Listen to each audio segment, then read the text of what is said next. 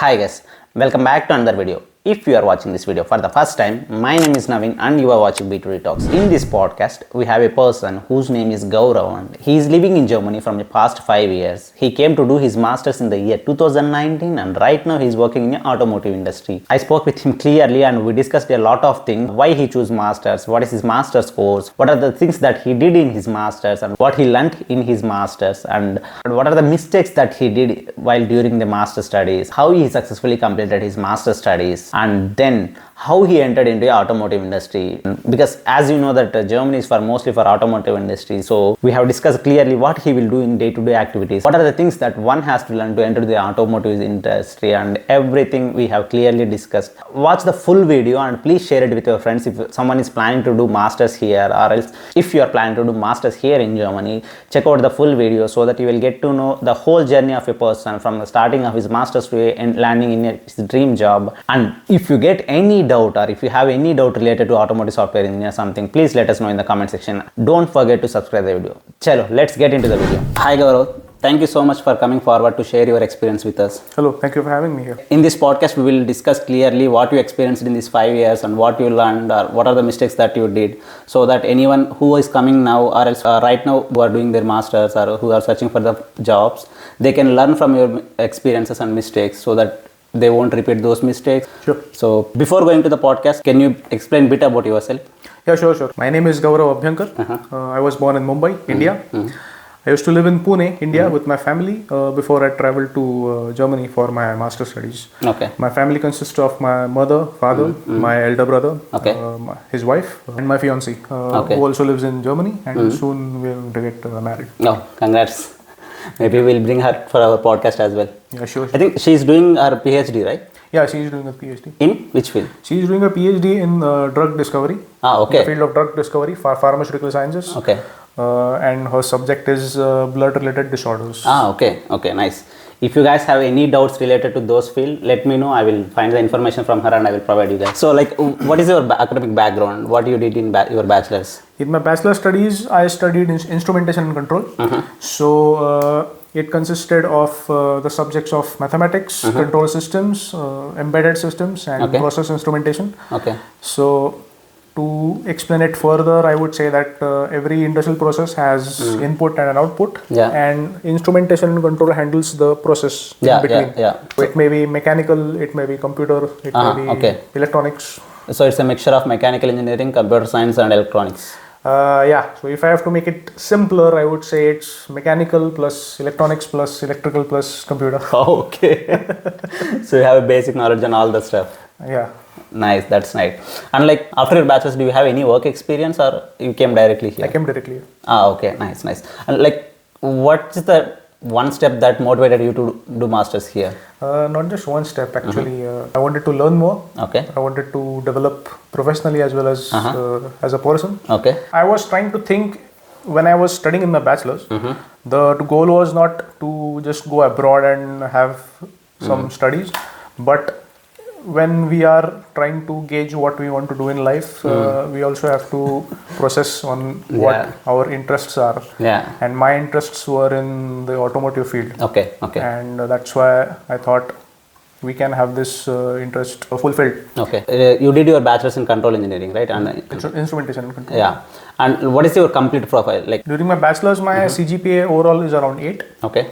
For having for preparing for my higher studies, I have written a TOEFL exam. Okay. And my score was 98 out of 125. You wanted to do your master's in automotive sector and your bachelor's degree is in instrumentation engineering. Yeah. And what are the subjects that you think that those are similar to instrumentation engineering and automotive sectors? So I would say that it's electronics and software mostly. Today's typical car is not just about the internal combustion engine, IC, or the typical powertrain. Yeah, right now everything is moving to electrical as Everything is moving to electrical. Everything has electronic systems in it. Everything is driven by software. Yeah. So these are the common subjects that we have. You said that you are interested in automotive. What is the course that you choose in your master's? Mechatronics. Okay. Well, how it is related then? Because your main goal is to come to automotive. Initially when I come, I'm very much interested in automotive and I landed up in another course and I'm doing another course and I'm pursuing another field. Yeah. And why you choose the mechatronics? So as I said that the typical car is not just about the engine and the powertrain. Yeah, It's yeah. about sensor systems, Yeah.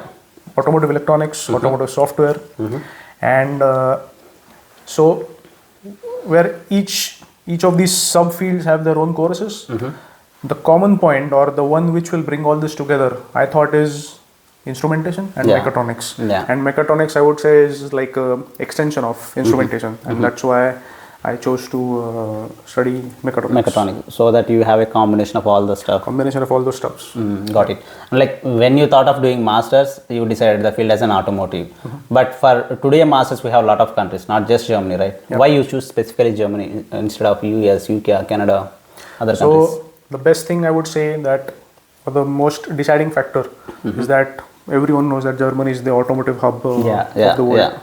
So that's one big factor, and the next factor is also that worked in our favor is the education costs. Yeah, There are yeah. no tuition fees, so the overall costs of education is much lesser as compared to, for example, USA or Australia. Yeah. So the main two reasons were the automotive and the fee. Yeah, the automotive was the important reason. Yeah, okay, because everyone says why you choose Germany means because of free education, that's why. So I thought of That can be one factor, but yeah. the factor which should take precedence over that should be what you want to do. Yeah. What's your passion? And typically like a lot of people has this reason, like if you want to study in Germany, then they will think it's just for mechanical people or automotive people. Do you think it's same? Can't IT people or some other people can't survive here? No, it's not the same. People from having an electronics background or computer science, Yeah. they can also do very good Yeah. in the automotive sector as well as the other sectors as well, like process, Yeah. PLCs. Okay. Then see, like a lot of people who are living here with so much of experience, they are saying that Germany is not just for automotive and mechanical. Other people like civil, IT, electrical, a lot of people can come and survive here. So don't think Germany is just for mechanical people. Once you decided the country and everything, like of course, I think you came at the year of 2019. At that time, there is no much awareness about the abroad education and that too about the Germany. Like how you came to know about the whole process and how the process went well. What are the mistakes or what are the learning experience that you have in that process? So how I learned about education in Germany, I had many acquaintances who already were studying in Germany or after completing the studies were doing very well in the jobs or in whatever in their professions. Yeah. So that's how I came to know about it. And how did I navigate this terrain, I would say. So there are many institutions which can offer their services for free. Yeah. And the best I can recommend is the Deutscher Akademischer Austauschdienst or the DAD or the German Foreign Exchange Service. Yeah. They can offer you or they can counsel you for any higher education prospects you want to practice in Germany. Okay. So you didn't choose the consultancy? No. Why? So yeah, it's a very funny story about it. I was trying to get through some consultancies because I thought I was running low on time. So I went to a certain consultancy, I won't name it. Okay. And there I conveyed my interests on which courses I would like to see. And they started to search on the DAD website, the DAAD. Yeah. And I said to myself that I'm doing this since the last 15-16 days. So if they are doing the same thing what I am doing, why should I pay them 15,000 rupees? Yeah. So I just made some excuse and I just got out of there. Okay. And while coming back home, I decided that I would do everything by myself. One advantage of the consultancy is that you just have to provide your documents, and the consultancy does the applications all by themselves. Yeah. And you just have to hear the final verdict. Yeah. If you got or you didn't get. I faced a lot of issues because I had to apply myself. So there were a lot of different kind of documents which I didn't even hear about. And there were some processing fees for that or some processing time for that.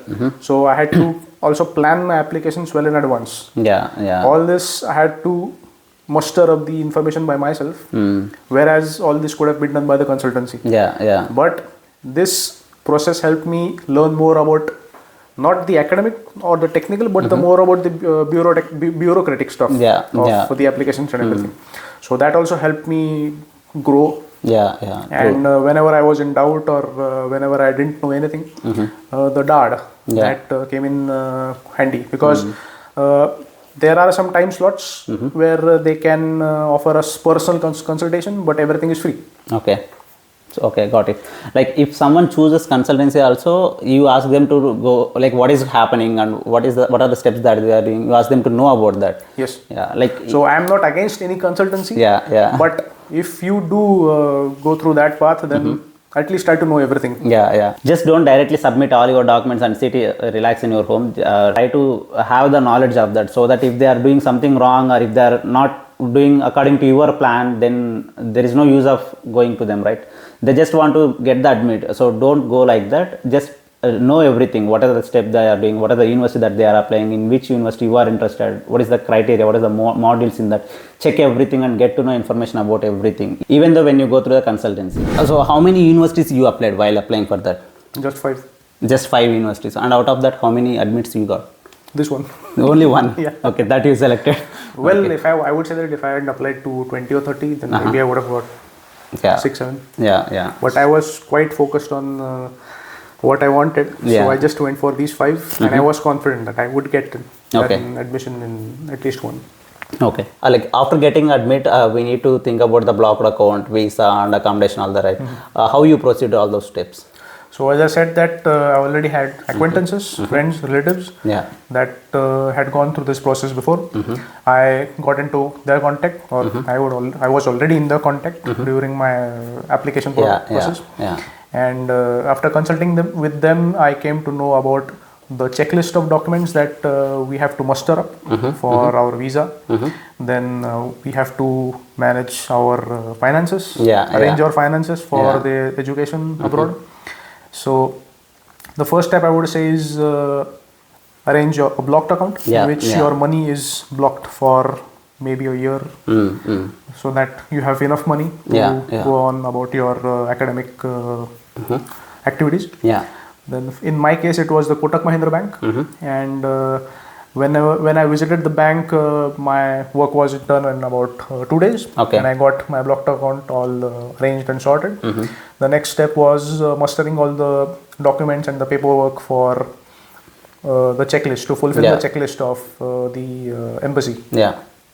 And then the last step was to arrange a visa appointment at VFS in Mumbai. So in my case, it's Mumbai. Okay, got it. Right now we have a lot of blocked account services, right? Like Expatrio, Coracle. Why you chose Kotak instead of these things? So one influence was my acquaintances. Most of them had gone through the Kotak service. And as I came to also know about the other services, like you mentioned Coracle or Expatrio, one difference that I detected is that, please correct me if I'm wrong, but Coracle and Expatrio, they release a certain amount of money per month. Yeah, that's true. Then the difference, this is the main difference between Kotak and all those services, that through the Kotak Mahindra Bank, we can get all our money at one time. It's not like that we need it, but in case of emergencies or anything, and so if we have to spend the money, at least we have something in our bank.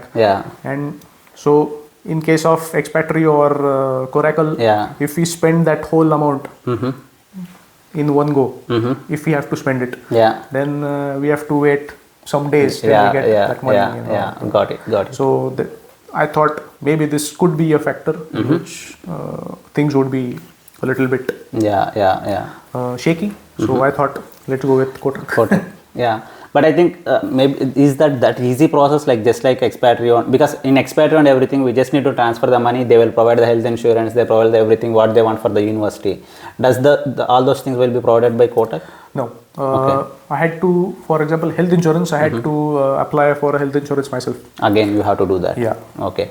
So if someone wants to do with Kotak, there is an advantage. They will get the money, everything at a time. So based on your preference, and if you just want to be like just a smooth process, you can take any other services, or else you can go with Kotak. It's just up to your preference. It's up to your preference. To accommodations, right now it's how much tough it is to find the accommodations.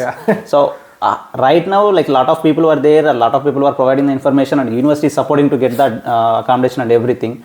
At that time, do you have same facilities to get the accommodation? If not, how you find the accommodation? Yes. So my course, so my entry was the second batch in that respective course. Yeah. So there weren't many accommodation institutions available at that time. But still, whatever there were, my university had provided a list of them. Okay. And before traveling to Germany, I had already met with some of my batchmates. Okay. And I had also decided to live together with some of them. Yeah. That's why the whole process of accommodation went smoothly. Okay. Because I already had some contacts from Germany who were staying in an accommodation which was quite close to my university. Yeah. And so by online telephoning and everything, we were able to sign the contract and it all went smoothly. Like the single point, if you want to say, it's because of the contacts that you have. Yes. Yeah, like if anyone wants to come here, before coming here, just try to make friends like of your batchmates or your seniors who are living in your university, near to your university, so that not only for accommodation, for a lot of things they will help you. Once you reach here, if you find some problem, they will be there to help you. So networking is very important. So for which intake you came here? For summer. For summer. Then you won't feel much difference with weather also. No, you can't say that. Yeah. Because the summer semester starts in March. Yeah. And though not March, but I traveled in the first week of April. Okay. And still at that time it's quite chilly here as compared to India. So you may not experience as drastic as in October or November. Okay. But still it is a bit chilly. Okay. So, but it's not that big problem, right? No. Yeah, you can manage it. Yeah. So in your bachelor's degree in instrumentation, you have a basic knowledge of all the stuff. And here, after coming here, like, did you find any similarities with the subjects or the, like, we'll get to know, right? When we go and sit in the class, we'll came to know, man, I learned this in my bachelor's. I know this in bachelor's. Those kind of subjects did you found those kind of things in here? To be honest, no. Okay. But as I said, there were some parallels between instrumentation and mechatronics, both the courses. There were no exact parallels, but the concepts which I learned in my bachelor's, they helped me to conceptualize what was being taught in my master's. Okay. My mind had developed in that route or in that way while studying in my bachelor's. Okay. If someone wants to know what is there in mechatronics course, what are the modules is there, I have clearly explained about the requirements and what are the course modules and the deadlines of the application process and everything. Please go and check it out. I have given the video link in the description. Check it out. And like while pursuing your masters, what is that one subject that you find it is more difficult to complete it? It was additive manufacturing. Okay. It contained a lot of concepts. Which were quite difficult to grasp one at a time. Okay. And the numerical part, I mean the mathematical problems, that's not much of a big thing because once you get the concept, you can solve any problem. Okay. But still, the concepts were too much to grasp at one point of a time. Yeah. So that was difficult for me. Yeah, and like after in India, like we don't have something like we need to cook or we need to arrange everything and like that. But after coming here, you have to cook yourself, you have to manage everything yourself, and you have to study. If you're interested, you have to do part time as well. Like, right? How you managed all this stuff? So as I said earlier, one of the reasons I wanted to study abroad was to develop myself as a person. Yeah. And if you get to do all these things together, like studying, managing your own finances, managing your cooking, so that would obviously help you become a better person. Yeah, true. So it is difficult at the beginning, at the beginning point of time, but still. Once you get into it, you develop slowly. Have you done any part-time while studying? Yes, I did. Okay. Like, do you suggest someone to do a part-time while studying? There is a little trap in it, I would say, because first thing that we should understand that in India the currency is rupees, and here in Germany it is euros. Yeah. So on an average, 85 rupees is 1 euro. Yeah. And if a person gets into a part-time, he begins to earn. Yeah. And he may get tempted to try to work more to earn in the part-time. But in that, process, they completely ignore Yeah, the reason yeah. they have come to Germany or to come abroad. Yeah. That shouldn't happen. So if you want to do a part-time, please keep this in mind that your studies are your first priority. And if you do want to have a part-time, then select it such that it doesn't interfere in your studies or any of your time slots of your studies or your lectures. That would be good. Yeah, and that's what I did. So I did part-time in a car servicing center where I was washing and scrubbing toilets and and floors. Yeah. But it was just in the morning, and my work was used to be done in about 1 hour. So it didn't interfere in my studies. Until and unless if the studies won't disturb, we can do it. Yeah. But like I used to say this dialogue for everyone, like we'll take the loan to study here, and we came here and we won't study, we'll do the part-time job to pay that loan. Like it's just a circle, but the main reason we neglect and we just take the loan, we come here, we do part-time, we'll pay that loan. What about studies? Studies is missing. It is a vicious circle, but we should keep mind of the point around which the circle has been drawn. Yeah. Like normally if I ask someone like me, like instead of doing these kind of things, if we do internship or those kind of works, it would be good, right? That would be best. Based on your experience, how can someone, if they want to enter into the internships while studying only, what are the things that they have to do while after coming here? So along with the job market, these companies also offer internships or work students or some technical jobs, or even in the universities themselves. Some professors, they are offering teaching assistantships or being a laboratory assistant. Yeah. So these are the ways in which we can get a technical part-time job. Yeah. And just apply to all the companies. Normally, if you want to go for part-time, we have to search for part-times, we have to apply that and we have to get that. Along with searching those type of non-technical stuff or any restaurant or any cleaning jobs, if we search for the technical also, it would be good, right? Or else initially we come with a blocked account for 1 year. We have a money for 1 year and we can survive for 1 year without any part-time. But at least for 3 months, if you try for a technical job, you didn't get, and if you need money, then if you look for a part-time, it would be good. What do you? Yes. So first priority should be your studies, of course, and the technical part-time is good, better, I would say. Yeah.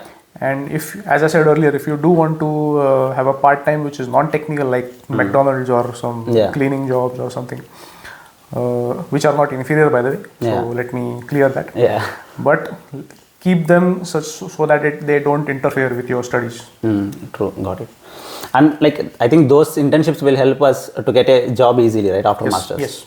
So keep this in mind as well, so that it will help in future also. It's not just at that time. Yeah.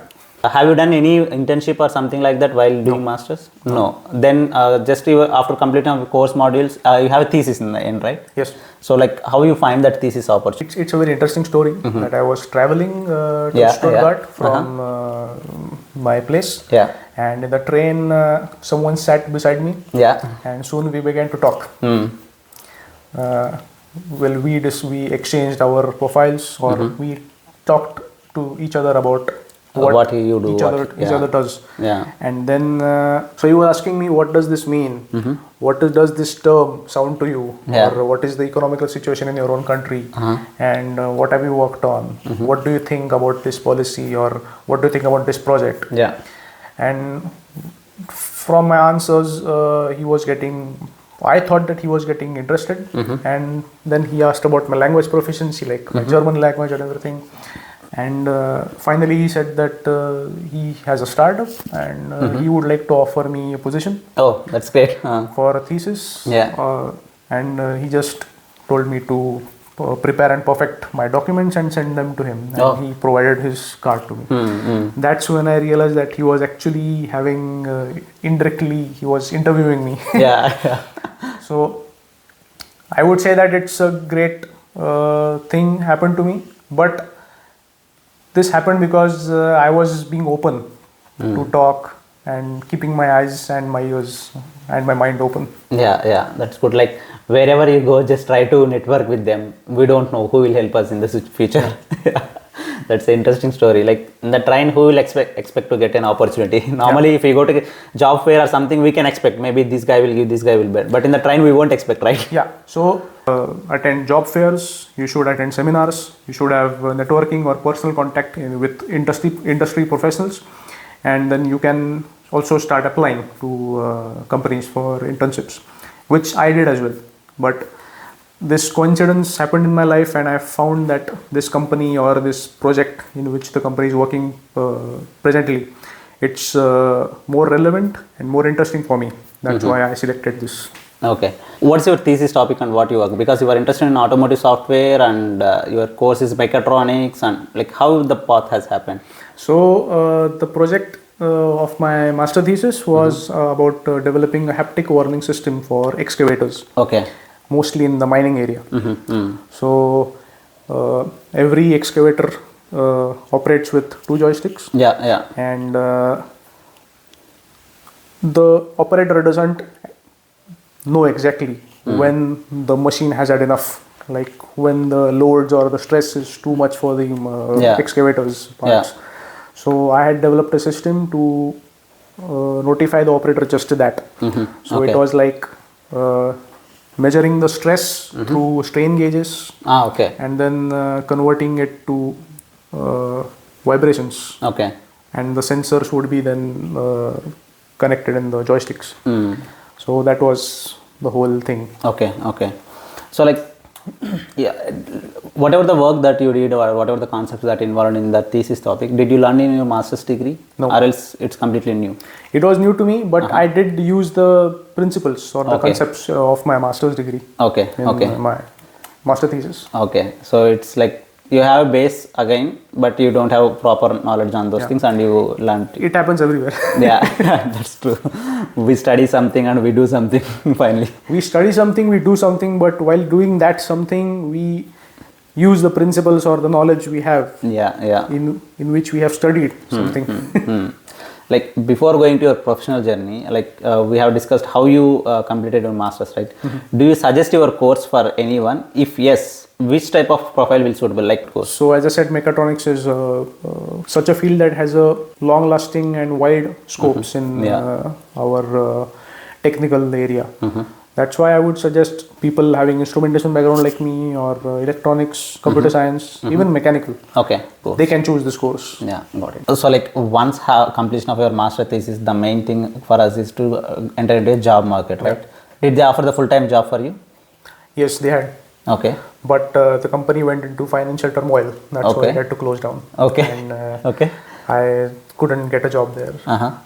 Otherwise, that was the plan, and that's why I didn't press on for doing any other internship other than my thesis, because I was promised a job in the company, but due to some unforeseen situations, circumstances, it all went downhill. And then how you find another job? So the process is the same, like go to job fairs, interact with company professionals, make your profiles on LinkedIn, Stepstone, and try to find suitable positions for you. Got it. And just apply. So like as far as my knowledge, you have like after your master thesis and after your job, in between that you have a gap of 1 year. Like generally after completion of your thesis for 1 or 2 months, if you don't get job, we feel very stressed and what we have to do next, we will feel like that. But you have a gap of 1 year.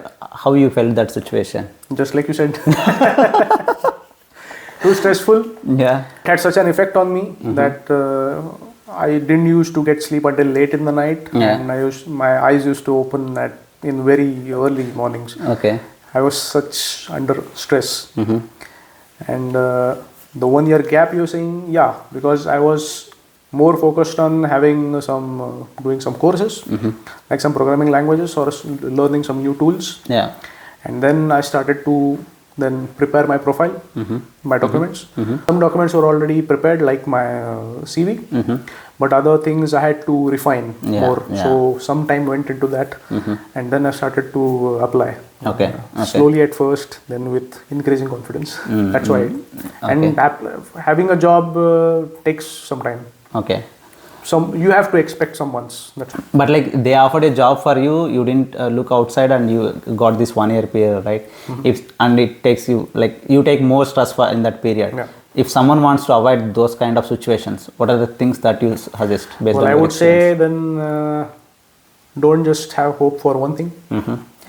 In my case, what I would have done, like when I think back, I think that I should maybe I should have applied for jobs while I was working on my thesis. Yeah. So this is what I would say, that please keep applying and don't just have hopes for one position. Yeah, got it. Can you clearly explain, like in those 1 year period, how you upskill yourself? What was your situation? While see, like when we don't have job, we keep motivated and we try to do work, something like that. But if you are in too much stress, you can't even work much, right? Or you can't even study much. So how you overcome that stress, or how you actually, like how you tackle that situation? To be simply. So as I said, that first I was focused on learning some things. Then I was focused on preparing and perfecting my documents. Then when I started applying, obviously the stress was always there. But once I realized one thing, that once that we get into the process, once we get into the flow, it's just about keeping doing it. Yeah. So what I used to do is I used to apply for eight positions daily. So from morning 8 to 12, Okay. I used to make 8 applications, and then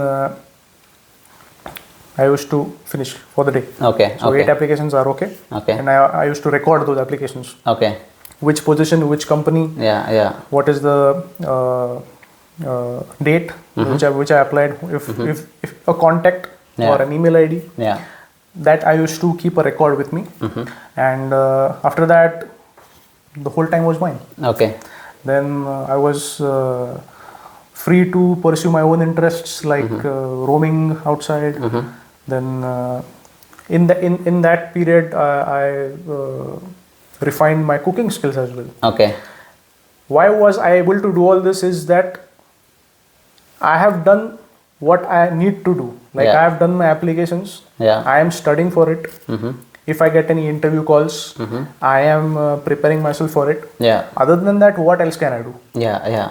So this is what Krishna has taught us in the Gita. Like just keep doing the thing. Things. Yeah. Focus on the process. The results are not in our hands. Yeah. So that's what I tried to apply. Yeah. And this is what got me through this 1 year. Like instead of spending, like if you didn't spend your time on cooking or some other thing, if you sit like that, you might think much about the situation and you might take more stress. So just take heart in the fact that you have done your bit. Then the rest is up to other factors. Yeah. Got it. But do your bit. Yeah. And like while applying, how many interviews that you get? Or I lost the count actually. Okay. So applications were numerous. Interviews were, I guess, more than 20-25, I guess. Okay. Nice. And I got this offer. And after that, I got offers for other positions. Okay. Also for interviews for other positions. But actually, I had already accepted one position. That's why I didn't go forward. Okay. So right now, where you are working and what is that role? So I'm working as a software engineer in an automotive startup here in Regensburg. Okay, got it.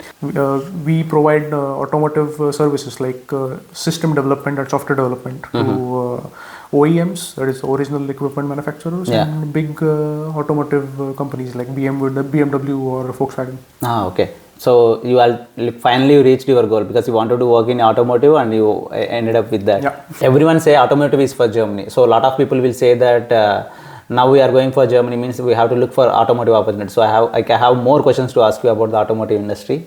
Like if someone wants to enter into the automotive software engineering role, what are the skills that they have to learn before entering into that? Basic thing, try to see how a car works. Know and perfect a knowledge about it. Learn programming languages. Yeah. Anyone will do. If you want to learn more, then of course it's a big thing. What are the programming languages that you suggest? C++, Python. Okay. So like apart from programming, what are the things like I heard that AutoSAR and some kind of things, right? What are the tools that one need for automotive software engineers? So it's good to have information about those tools beforehand, like what is the AutoSAR about, tools are used, what is a hill, Yeah. what is a sill, Yeah. software in loop, what is hardware in loop. Yeah. It's good to know about those terms and the technical jargon, so as to say, in the automotive world. Okay. So yeah, keep information about that, Okay. and you could be interviewed if Okay. you know about all these things. Yeah. Like, what are the day-to-day activities of the role of an automotive software engineer? What he will do actually in the industry? So it depends. If the project is new and it has to kickstart, we have to develop the whole software from scratch. Then that's the role of an automotive software engineer. Yeah. Then if the project is already running, then there are some modifications or some changes or some new features which the customer wants to have in his own software. Yeah. That's one thing also the automotive software engineer can do, develop those new features. And then also comes the part of testing. Okay. So after the software is developed or the feature is developed, then it has to be tested. Okay. If it is complying with the customer's wishes, or if the software is being verified. Yeah, so Okay. these are the broader things that I can see. Okay. Like earlier in bachelors, after bachelors, you don't have any experience, and here you just did a thesis. Thesis means you are in a student phase. They don't expect much from you. Just you have to do that project, right? Yeah. Like how you are able to cope up with the German work culture and everything. So it was very challenging, I would say, because when I got a job, I was 25 years old, but when I started working, Yeah. in that terms, I was zero. Yeah. 0 years. Yeah. So I had always some people to help me, because it's not easy to get into the groove, like how my other colleagues are handling a problem, how they are talking to each other or the customer, Yeah. or how they are tackling one certain technical problem. Got it. So I had always mentors to help me, and if I didn't have, then what best thing that you can do is watch and learn. So it takes time, but yeah, you will get there. And like a lot of people will ask that, do we need to learn German language for to become an automotive software engineer? Is it mandatory to have a German language? I would say basic level, yes. Advanced level, not necessary, but good to have. Okay. Have you learned German before coming here? Yes, till level A2 I had learned. Okay. So then you don't have that much big issues with a language. Yeah, it's just like we are studying something and we are then working on something. It's different. Yeah. So just like that, I learned German in India before coming to Germany. Yeah. But after coming here, applying that is more difficult. Everyone would have problems with that. But yeah, just speak, try to speak, and it will fall into place. Okay, got it. Like right now, if you have go through the news, last 1 week back, Volkswagen said that they are going to close the 3 plants and they are going to remove the 10,000 people. As you know, that automotive sector is bit down right now. Does it is going to affect your the jobs in the automotive sector? It would for sure, because the economic situation right now is quite tricky and quite confusing. Yeah. The big automotive giants are losing the business outside of Germany. Yeah. That's why they are not able to bring in money. But I think, or I hope more, that this situation will not sustain for too long. Okay. And let's hope for the best. Okay. If any student is working right now, they are doing their bachelor's in 3rd year or final year, and they want to come to Germany and they want to work in the automotive sector as automotive software or hardware engineering, whatever it is. So, what is the roadmap that you suggest them to follow to successfully land in their dream field? So, first of all, I would say that try to get acquainted with the automotive world of what's currently happening. Yeah. Then, what are the technologies being developed or being used? Then, try to develop skills. Yeah. Like your programming skills or other technical skills related to the automotive sector. Yeah. Then try to find some internships or try to do your own projects. Yeah. And of course, try to get into higher education if you would like to. Yeah. Got it. Like if you look back to your journey and if you want to change something or if you want to do something better, what is that one stick? Like if you think I would have done like that so that I could have ended up in proper ways. Try to find more internships. Okay. Try to learn more. Yeah. Like before completion of your master's or studies, it's good to have some experience. Good to have some professional experience. Yeah, that would help us to find a job easily. Yeah. Like in general, as an automotive software engineer, what is the minimum pay that you get and what is the maximum pay? What is the range of the automotive software engineer salary? So if you are starting as a new graduate, based on what your experiences are, professional experiences like internships, or if you are based on a thesis, or what kind of work have you done in your internships, or your general knowledge, in so as to say, 50 to 70 would be one range I would state, based on your personal qualifications, as well as the region in which you are having a job, and as well as based on the company to company it will change, right? Yeah. The minimum pay that maybe in small cities or some kind of things, small startups, minimum pay is 50, and the maximum if we big companies, if we go into that like that, 70. Could be like that. In this overall 5 years of experience, you came in 2019 and it's 2024. In this overall 5 years of experience, what is the major things that you learned, if you want to say exactly? So professionally, one thing I would say is that whatever you mess up, whatever you do, whatever you are messing around, what work you are doing, that's the thing which is noticeable. Okay. And your performance of how you are doing, the 8 hours which you are going to dedicate to your work daily, that's the thing which matters. Okay. If you take care of those 8 hours, then you are free to do anything in the remaining 16 hours. That's the best thing which I have learned. Okay.